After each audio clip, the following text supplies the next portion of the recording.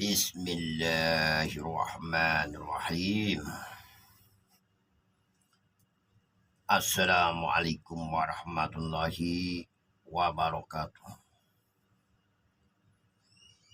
Berjumpa lagi dengan saya Ki Dalang Malik Basewu, mistik Jawi, praktisi supranatural paranormal Palembang, Sumatera Selatan, Black Mystic.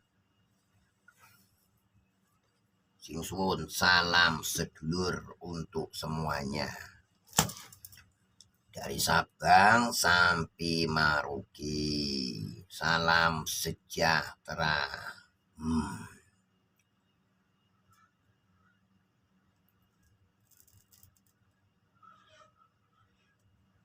Kali ini saya akan membahas tentang ilmu pelarisan. Ada tidak yang namanya ilmu pelarisan? Ilmu pelarisan ya jelas ada. Yang jelas itu bersifat goib, metafisik.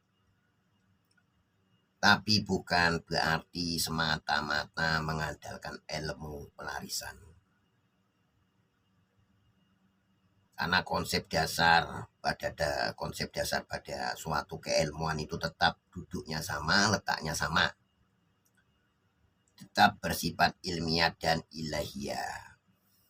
Ilmiah itu menyangkut pikiran yang bersifat akli atau akal yang bersifat ilmiah. Nah, kalau yang goib itu bersifat batin, daya batin atau daya laduni yang bersifat magis, yang berhubungan dengan dunia goib, dunia wong halus, dunia medhi, dunia makhluk astral yang berhubungan dengan alam jin, alamnya para memedi.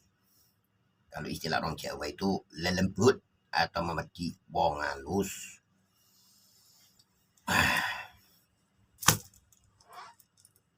Ilmu pelarisan itu bukan berarti semata-mata mengandalkan ilmu-ilmu goib, jin, korin, parewangan, segala macam untuk membantu kelancaran usaha.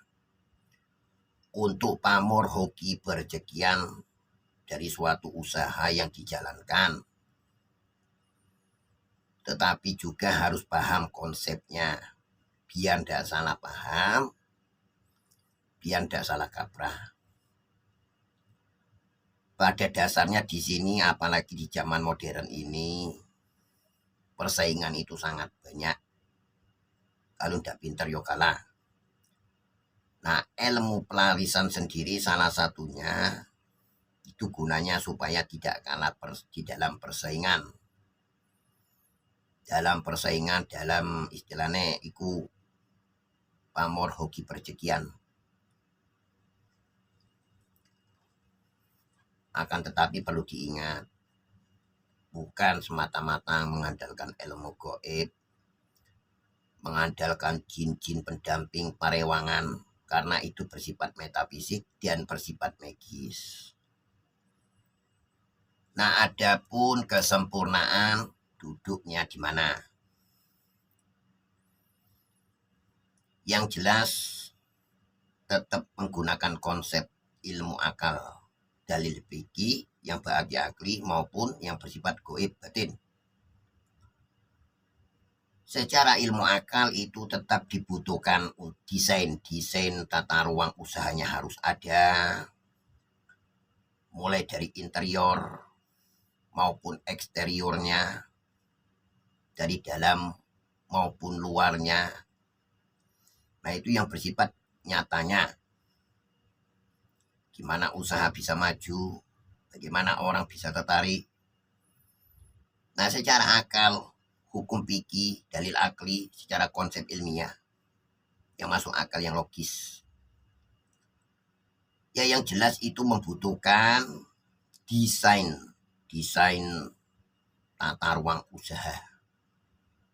Kalau untuk jenis toko, ruko, dan sebagainya itu kan diperlukan desain. Mulai dari dimulai dari eksterior, interior maupun eksterior sebagai konsep, karena itu adalah utama. Jadi bukan semata-mata mengandalkan ilmu goib, jin pendamping segala macam. Nah, setelah konsep dari ilmu ilmiah dalil fikih atau akal dijalankan, bagaimana tata ruangnya, desainnya supaya terlihat menarik, supaya mampu memikat minat konsumen atau pembeli. Nah, jadi ini hal yang logis, yang masuk akal. Bukan semata-mata mengandalkan ilmu goib, jimat, segala macam. Tapi juga dibutuhkan tata ruang usaha. Didesain sebagus mungkin tempat usaha.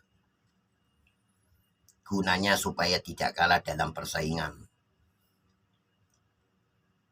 Karena di zaman sekarang ini kalau tidak pinter yuk kalah. Semakin pesat berkembang suatu bisnis, maka akan semakin banyak persaingan. Nah, setelah Anda terapkan konsep ini, tata ruang usaha, baru Anda menggunakan ilmu batin bantuan goib yang jelas tetap dalam dasar syariat, yo. Tetap berdoa munajat kepada Gusti Allah Ta'ala yang Maha Kuasa, karena tidak lain suatu bantuan itu melainkan itu isinya kuasanya, maha kuasanya dari dia. Dia raja dari segala makhluk. Nah, selebihnya ya kita berusaha secara kemampuan lahir dan batin. Jadi bukan semata-mata mengandalkan ilmu goib, jin pendamping segala macam, tapi juga tetap mengedepankan ilmu dalil fikih atau akli yang berarti akal pikiran. Jadi bukan semata-mata ilmu pelarisan, tapi konsep tata ruang usahanya tidak ada. Desainnya tidak ada. Itu jelas salah. Yang jelas tetap menggabungkan dua unsur antara ilmu ilmiah dan daya batin, ilmu akal dan batin atau kolbi. Nah, insya Allah mugi-mugi baru sempurna, baru mumpuni. Bismillah, Allah. La ilaha illallah Muhammad Rasulullah, la haula wa la quwata illa billahil aliyil azim. Bismillah.